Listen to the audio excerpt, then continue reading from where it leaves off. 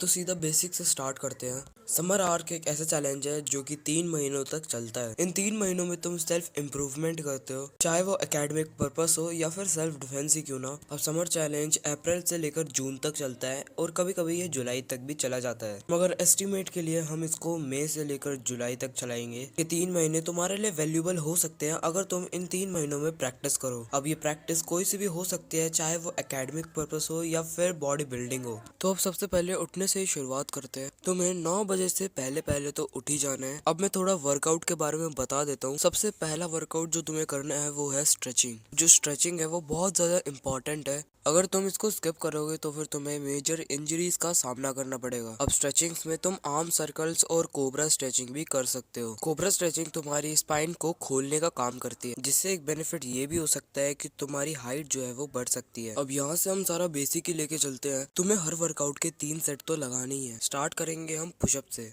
अब जो पुशअप्स है उसके कई सारे वेरिएशंस भी आते हैं, मगर मेजरली 3 पुशअप्स तो तुम्हें रोज लगाने हैं। स्टार्ट करते हैं हम नॉर्मल पुशअप से। इसके तुम्हें 3 सेट लगाने हैं 10 to 15 रैप्स। अब बात करते हैं डिक्लाइन पुशअप्स की। इसके भी तुम्हें 3 सेट लगाने हैं 10 to 15 रैप्स। अब जो लास्ट पुशअप वेरिएशन है उसका नाम है इंक्लाइन पुशअप। इसके भी तुम्हें सेम 3 सेट लगाने हैं 10 to 15 रैप्स। देखो मेरे से भी 3 सेट नहीं लगते हैं, तो फिर तुम एज अ बिगनर 1 सेट या फिर 2 सेट भी लगा सकते हो, एंड टाइम के साथ साथ तुम इसको और बढ़ा सकते हो। ये बस मैं तुम्हें इसलिए बता रहा हूँ ताकि तुम्हें कोई मेजर इंजरी का सामना ना करना पड़े। अब हम स्टार्ट करते हैं वर्कआउट नंबर 2 से, जो कि है स्क्वाट्स। ये लेग्स के लिए गॉड लेवल वर्कआउट माना जाता है एंड ये काफी ज्यादा इफेक्टिव भी है। इसके भी तुम 1 से 2 सेट लगा सकते हो with 20 to 25 reps, and time के साथ तुम इसे भी बढ़ा सकते हो। जो थर्ड वर्कआउट है वो तुम्हारे ओब्लिक्स एंड एब्स के लिए बहुत ज्यादा इफेक्टिव है, जो कि है क्रंचेस एंड प्लैंक, जिसको तुम 1 से 2 सेट के बीच में लगा सकते हो एंड टाइम के साथ इम्प्रूव भी कर सकते हो। एंड अब बात करें हम प्लैंक्स की,